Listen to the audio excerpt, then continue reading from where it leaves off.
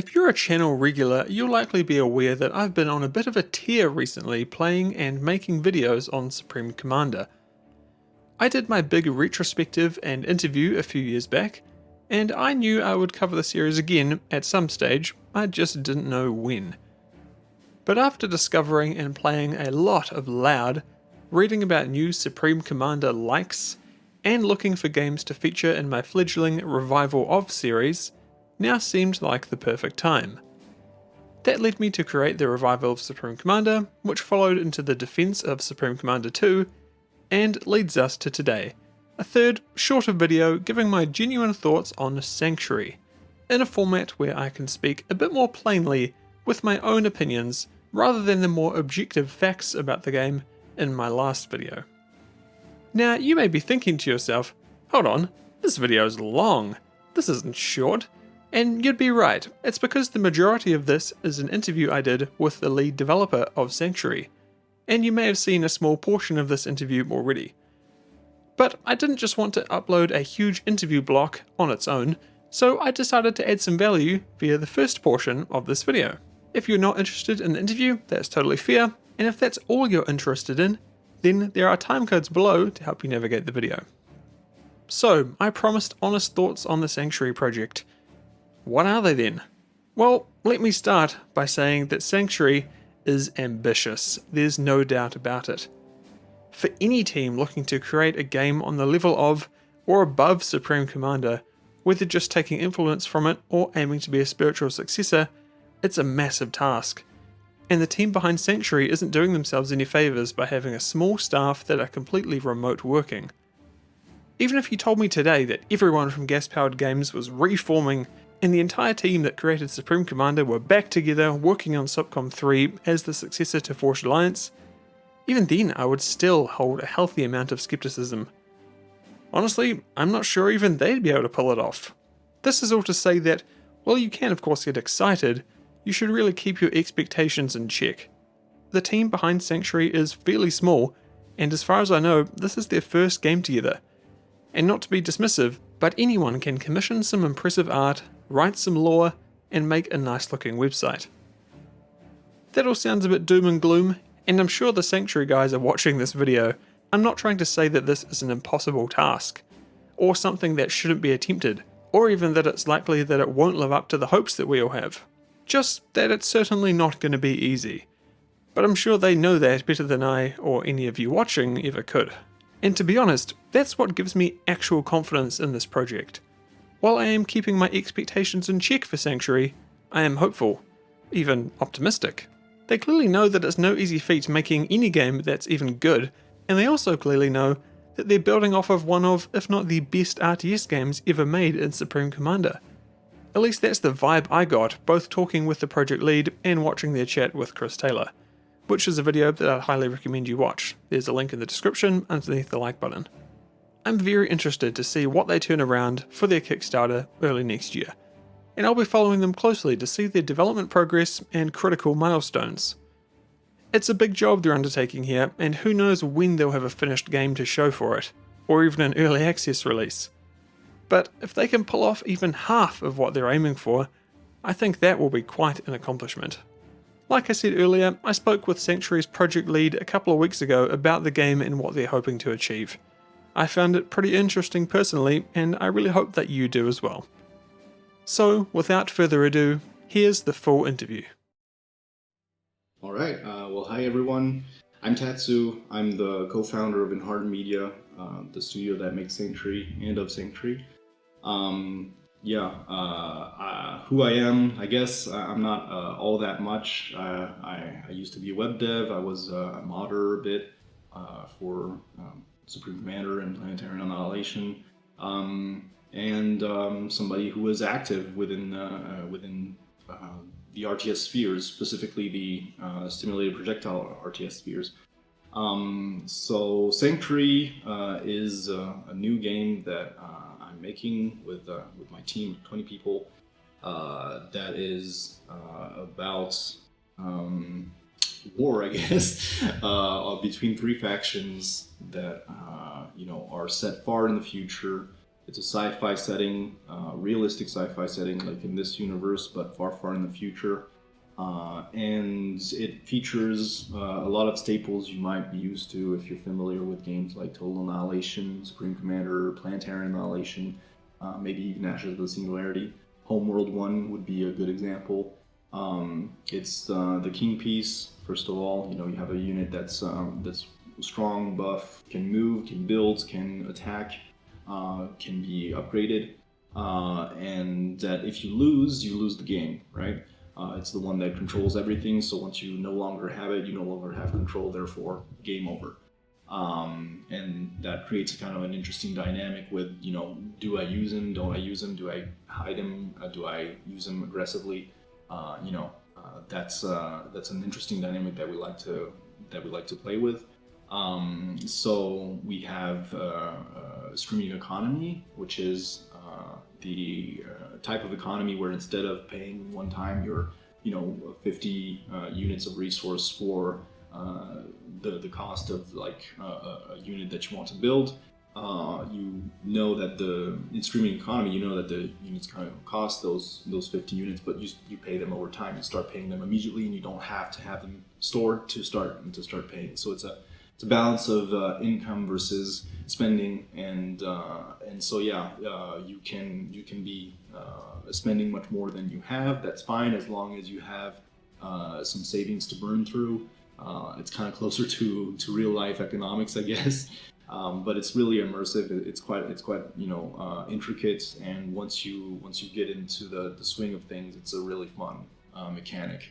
And we also have simulated projectiles, which that one is incredibly immersive. So the difference between simulated projectiles and the opposite of that, which is generally called hit scan. Hit scan is what you have in Command and Conquer, StarCraft, almost every other RTS, which is like, do I have line of sight with that unit? Yes. Okay, then unit, please take 50 damage, and I'll say that I sent that damage over. And it applies immediately with a delay, but it's gonna apply necessarily, right? So like, let's say the unit in question is teleported out of there at the same time. It teleports back to the base, but then takes 50 damage. It happened. It was the transaction between the unit happened. So that's hit scan. But simulated projectiles is closer to a reality in that you have a barrel that gives an arc for the projectile that's going to come out of there. The projectile is going to be on that ballistic arc and going to follow that arc regardless. And something could come in between. A plane flies by. The tank that it was aiming for swerves, and so it misses. So you have all that possibility for avoidance, essentially kind of chaos, but when you multiply it by thousands of units, it makes the battlefield come alive, and subconsciously your brain kind of, it tickles it. It goes like, wow, this is like, this is really, really immersive, and it feels like you can do a lot with that. Obviously, you can move the units to dodge, and you have a lot of more going on with movements than simply being within range and being with more guns at that given time.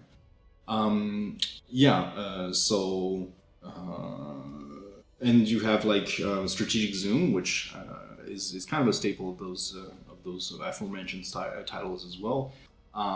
It's where you have a single viewpoint with the minimap that's combined into one. If you zoom out, it's like the view of the minimap, but on the whole screen, and with strategic icons populating that minimap, where you can select them, give orders to them. You can basically do everything from a fully viewed out view that where you see the whole map. But of course, you can zoom in as well, and that's also how you get around the map, is by zooming in and out. Once you get a little feel for that, it's much more intuitive than panning. It's very fast. Those are like the core kind of staples of the gameplay that we're going for. On top of that, it's a game that focuses on macro. There's a large scale, but also the number of units that you have is quite consequential, and so you're at any given time you're generally ordering around hundreds of units rather than a few dozen, right? So the the focus is on that macro rather than micro. It's also on strategy over tactics. Yeah, it's that kind of a game, and it's in a new. Well, it's in Unity, so it's kind of we trying to kind of push the envelope graphically as well. It's kind of our own little engine on top of Unity. We have multi-threading, we have flow field pathfinding, we have a lot of technical advancements that are quite nice to have, quite good, you know, convenient features. So try to imagine a future that doesn't introduce any like wacky sci-fi elements or anything like that. It's as close to scientifically realistic as you can possibly imagine. It's set on our Earth, in our solar system and everything, but you know, like 10,000 years into the future. And humanity in that future has, you know, more or less allied around the idea that, yeah, we need some place that's more permanent to live. Interstellar travel, it's not working. We haven't figured it out. We're probably not going to for a couple more, you know, millennia. So let's do something about, you know, this really big overpopulation problem we have here on Earth. You know, they already colonized Mars and stuff like that, and a whole bunch, you know, or Europa, you name it, but it's still, you know, running incredibly low on space. So what do? Well, they build a Dyson sphere, and probably, you know, public right now is familiar with the concept of Dyson spheres. But anyways, they build this Dyson sphere using pretty much all the matter in the solar system, you know, except for Earth, and they use a little bit of solar mass lifting to be able to compensate for the lacking amount of mass. And yeah, they build this really big Dyson sphere around the sun. Gives you quasi-infinite space to live on, and you know, meant to be this permanent paradise for humanity to live for millions and millions of years. And yeah, so they dub it the Sanctuary, which is where the name of the game comes from. Obviously, things go awry. There's you know, three factions that form. One is the EDA, which is a coalescence of all humans, or you know, most humans that, you know, have fallen to this regime, I would say. And then you have the Chosen, which are ascended humans that have a digital consciousness that's uploaded into, you know, their big racks, their servers. So they have you know, a higher intellect because they can use all that processing power to their benefit. Originally, they were kind of leaders in the society and everything, and then they kind of started to band together and kind of against the humans, and you know, there's tensions that really grew over time, and eventually this culminated in a conflict breaking out. Now there's like the moon that was to be docked with the with Sanctuary as, you know, a means of building extra parts of it. So they needed the resources.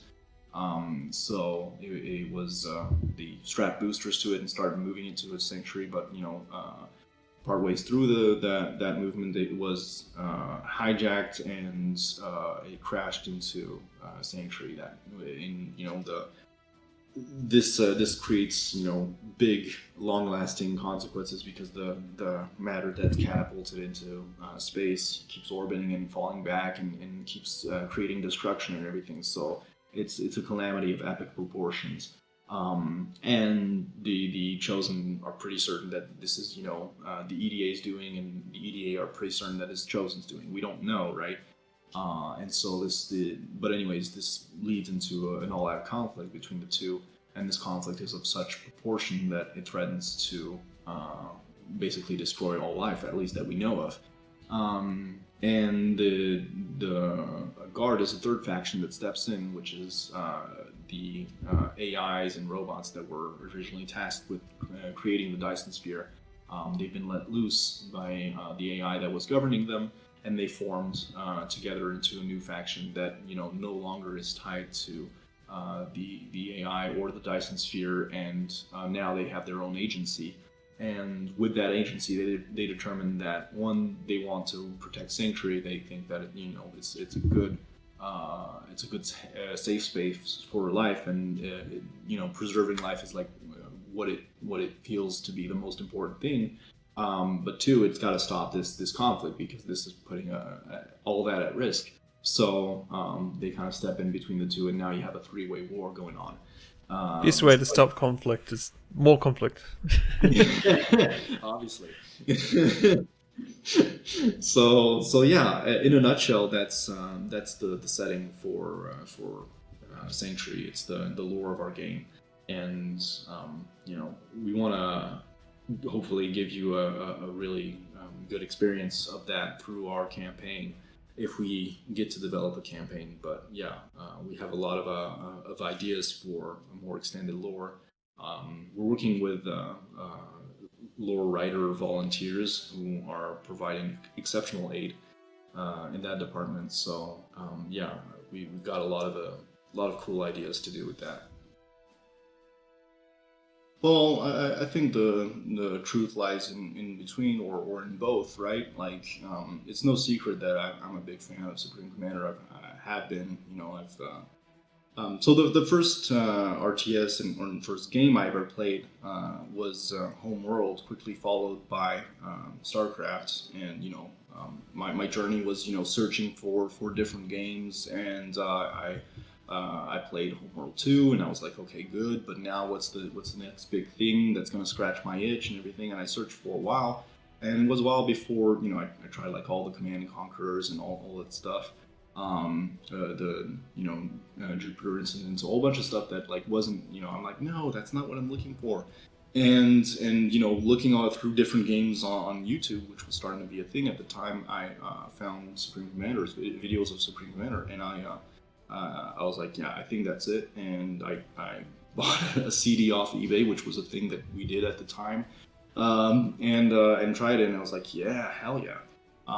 And yeah, I think it's pretty much been nonstop ever since for 15 years now.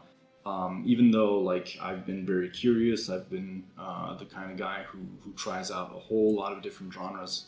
I'm a gamer through and through. I really like finding experiences that are fun, and I try a lot of different genres. But yeah, I keep coming back to RTS and Supreme Commander. I think there's like such depth there. It really is a great game, and like the different titles that it's inspired. I think it's fair to say that even if Planetary Annihilation was mainly a spiritual successor to Total Annihilation, it also wanted to take some inspiration from Supreme Commander as well. Likewise for Ashes and Singularity. Even if that one was mostly based off Company of Heroes 2. Sanctuary is or hopes to be a spiritual successor to Supreme Commander. And there's something that like an expression in the team that we use often, which is the golden formula of gameplay, which refers to this this certain set of combination of traits, or maybe a certain degree that each lever is pulled, that results in a gameplay that will inevitably favor strategy over tactics, that will allow the player to bounce back from certain bad situation, not be you made like one mistake right at the start, and then you're punish until you lose. It's a type of gameplay that's more flexible, that's more that has more going on within a single game. It's a type of gameplay where the meta is constantly being innovated on, improved upon. New ideas are coming up. There's a lot of emergent gameplay, and those are all traits that we look for and that we call the golden formula. And yeah, that it is quite close to Supreme Commander, but I think there's something deeper there. What I'm saying is that like it's something that's never really truly done, being researched. And I think that a lot of the community feels the same way, right? They're the type of people that kind of agree that You gotta implement like new changes and a balance and fixes and new features, new changes to the UI, changes that are all ultimately going to change the game, the way that people play. And that's something that you could say in communities like Command and Conquer and StarCraft is people are going to be a little bit more skittish about. They're not going to be like, okay, yeah, let's make big changes like that and everything. But this type of gameplay is a gameplay that's like we haven't gotten to the bottom of the well. We haven't figured out the ultimate perfect formula for gameplay. What's deeper? Let's keep digging, right? So yeah, it's Sanctuary is that, and trying to take it further, right? So it's more than a carbon copy, if that's what you're asking, but it's also definitely taking inspiration from what I perceive to be a very strong title.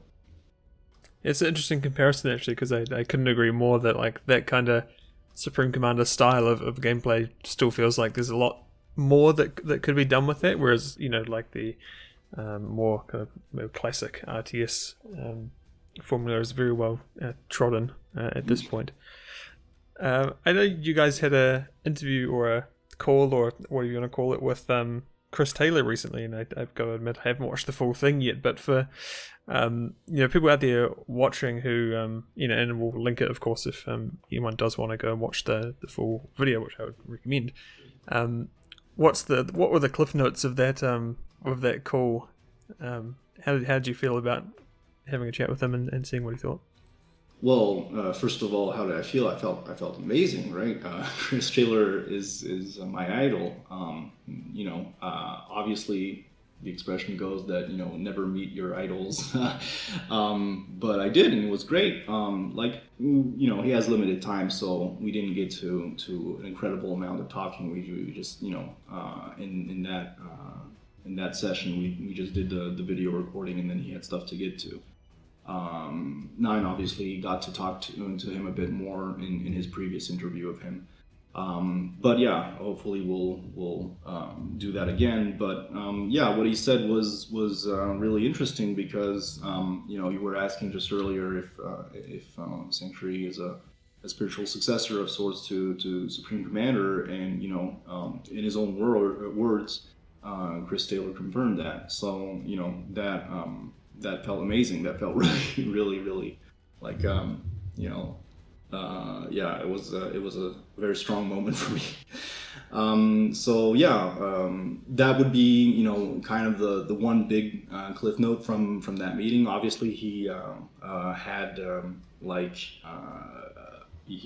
feedback on like, okay, you could definitely experiment with the Dyson Sphere shattering. It could change the layout of the map and the pathfinding for certain things. He had things to say, like for example, he said like don't dig deeper on map texture quality and everything. You guys have already nailed that, so don't waste more time on that. I guess it's just check out that video if you guys have the time. It's like 15 minutes, something like that. It's really not that long. But it was really enthralling, and it's great to see that like he's created a title that took on a life of its own, and now there's a whole kind of like generational legacy that's been spawned out of that. There's a real beauty to it. It's great seeing that he's touched to see that like what his inspiration has generated within the community.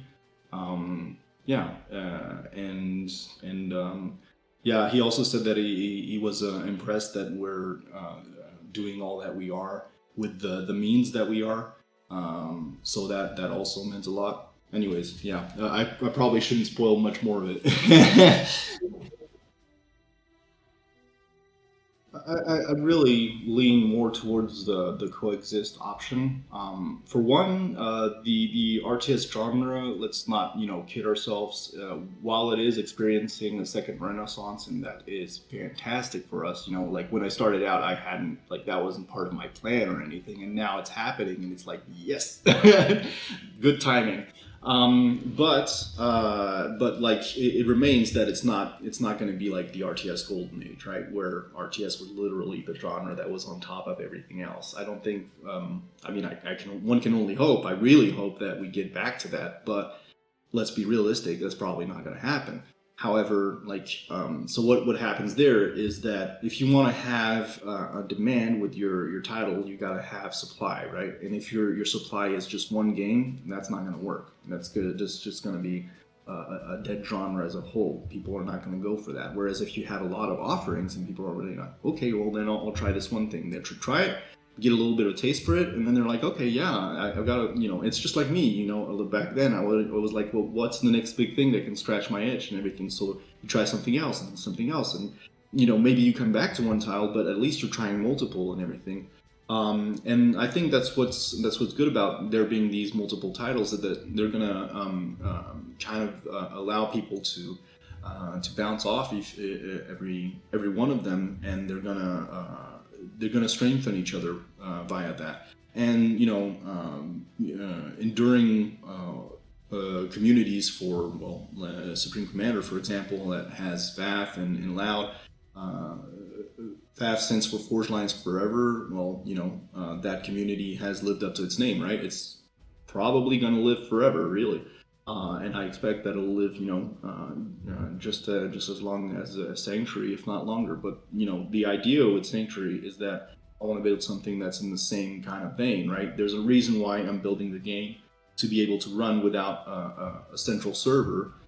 Is that I want it to be able to, have the community take over, just like happened with Supreme Commander, and have that title continue to live on its own. Same reason we focus very hard on modding and mapping.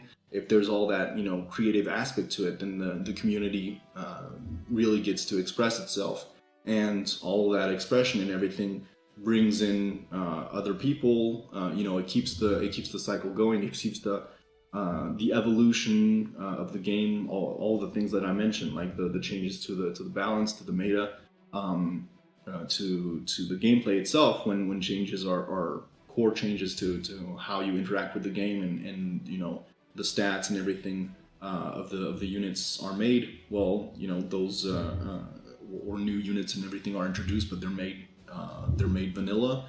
I want it to be that kind of game that, likewise, just continues forever and ever and ever, even if it's with a smaller size community of 20,000 people or something like that.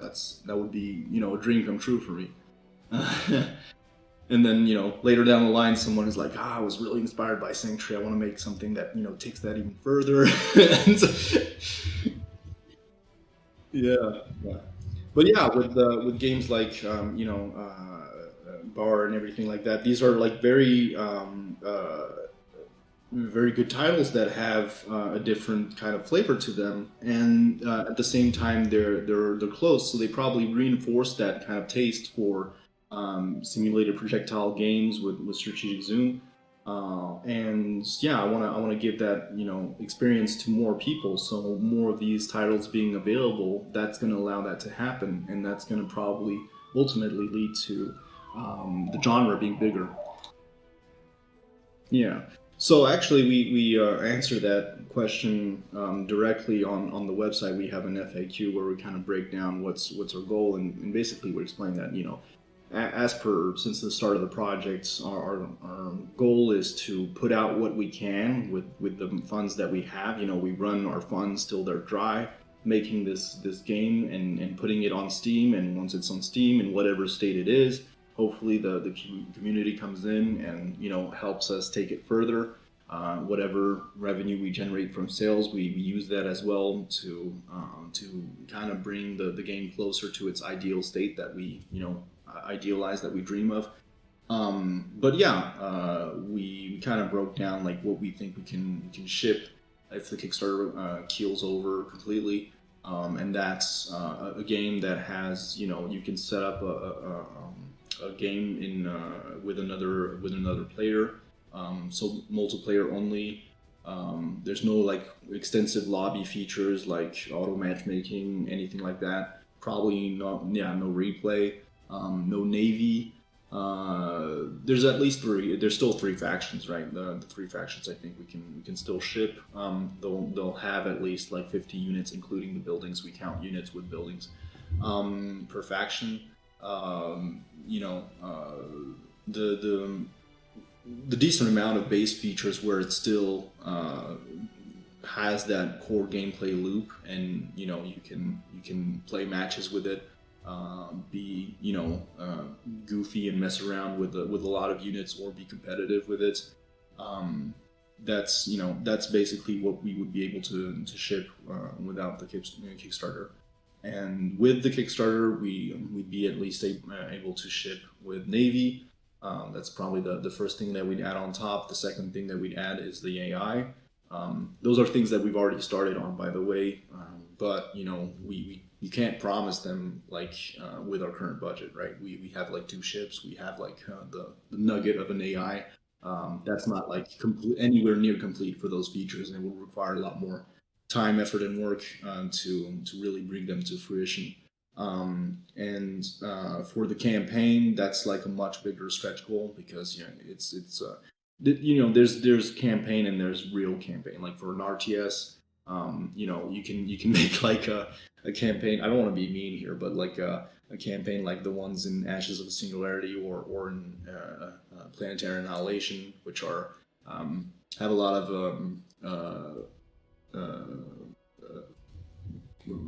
programmatic generation to them. Like it's probably a lot of it was computer generated, to simplify a lot of the workload. There's no like with PA in particular, like there's no voice actors, or like big overarching storyline. So yeah, that's like the lower slice of it. The upper slice of it, which we want to kind of aim for, is that campaign that really has a strong narrative, strong overarching story, that really grips you, that really takes you on a journey, and that makes you feel like you've experienced an adventure with this RTS, right? And there's few RTSs that do that right. Like there's in my mind, there's Homeworld 1, which did that exceptionally well. StarCraft is also a strong one. If you take either Brood War or Wings of Liberty, they did that really well.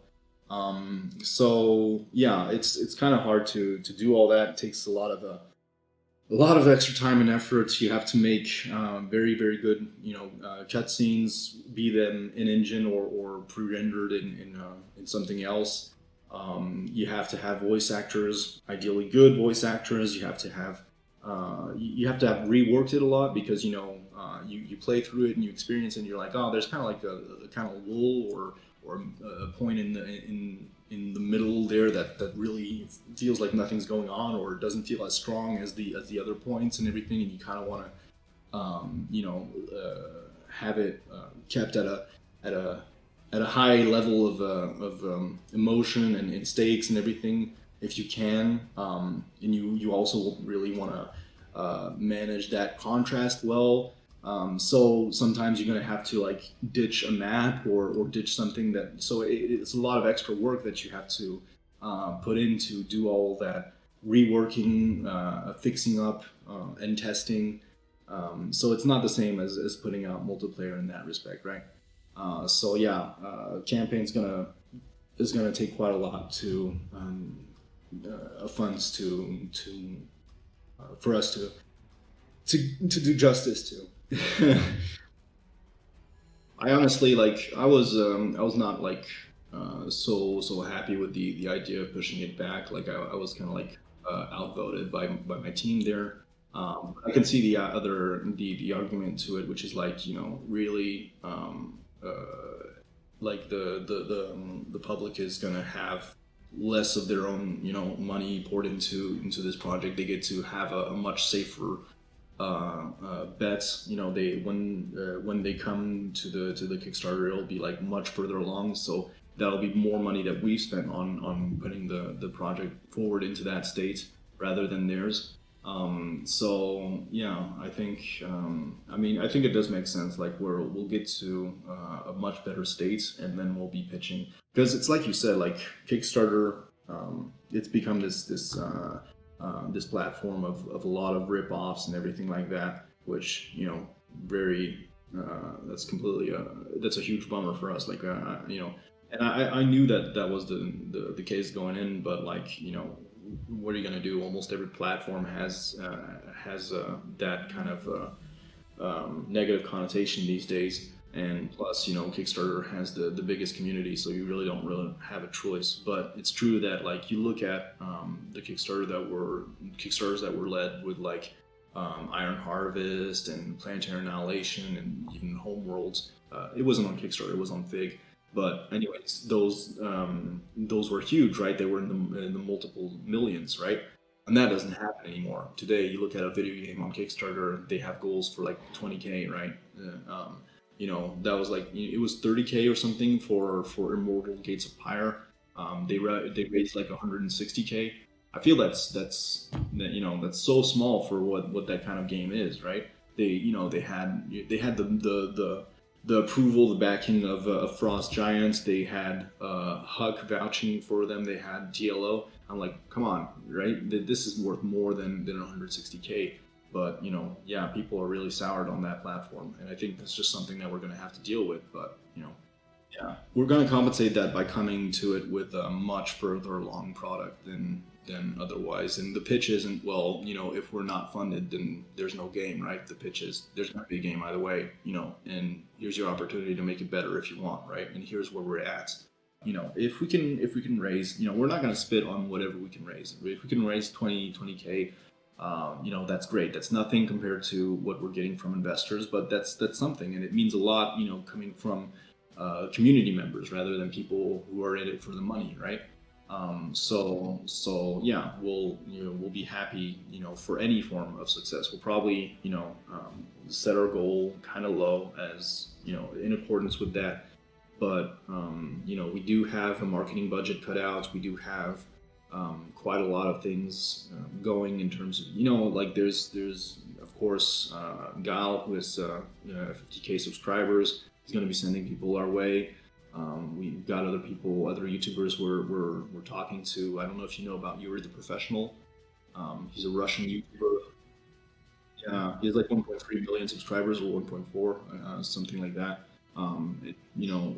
That's his big channel that kind of does a bunch of stuff, including Supreme Commander. And then he has a specific channel for like only Supreme Commander, which is a little bit like probably half that amount of subscribers. But yeah, so there's like a lot of different people out there that we can kind of get support from, and as well as our advertising. So I think that like in the end, our Kickstarter campaign will be probably above average for a video game.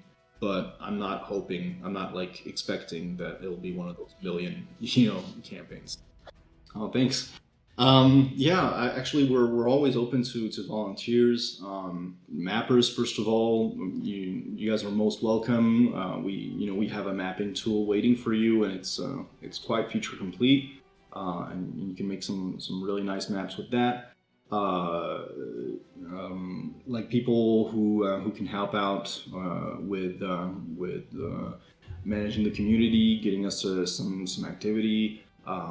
We welcome volunteers for translation, for voice acting, for a number of things. Right? We have a volunteer actually section in our first of all a thread that just lists the volunteer tasks that when we have them we list them in that thread, and then a special secret thread for volunteers where they can kind of interact. We do want help with, like, for example, decals on the ground for like the explosions and stuff like that. For props, we need help making rocks, trees, the bits of the Dyson sphere structure that might be either sticking out of the ground or or going in, all those kinds of things. And as for our communities, our socials, we have everything you might want. We have a YouTube, we have a Discord, we have a Facebook page, a Twitter, we have a subreddit. We even have a VK for Russians. We have a Bilibili and Weibo accounts for Chinese people. And just recently I've created a TikTok, though I haven't posted there yet. Trying to make the right kind of format video. That's all a lot of extra work. Anyways, what I strongly recommend is the Discord. We have a pretty good community there already, 6,300 people and counting. It's discord.gg/sanctuaryrts. And the website is the best place to get like your lowdown on information. We have a really informative FAQ page.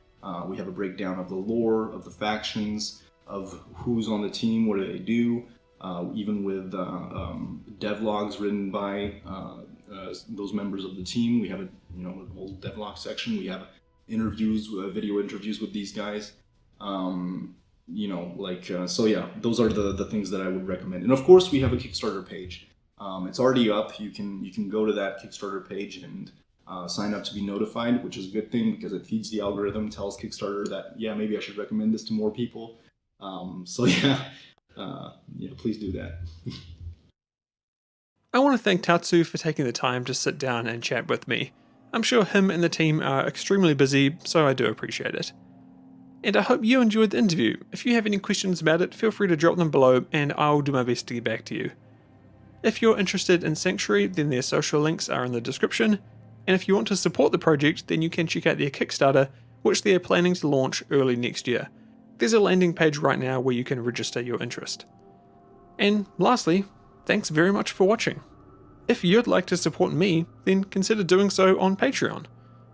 You'll join legends like Eero, Crizzy218, George Rain, Jack Walsh, Nutty Jawa, Overlord Jeebus, T-Edits, Crispy Robo Chicken, Dakayo, David DeBolli, Ludwig Pervertoni, and Standby for Systems Nominal, who continues to support me at the Paladin tier.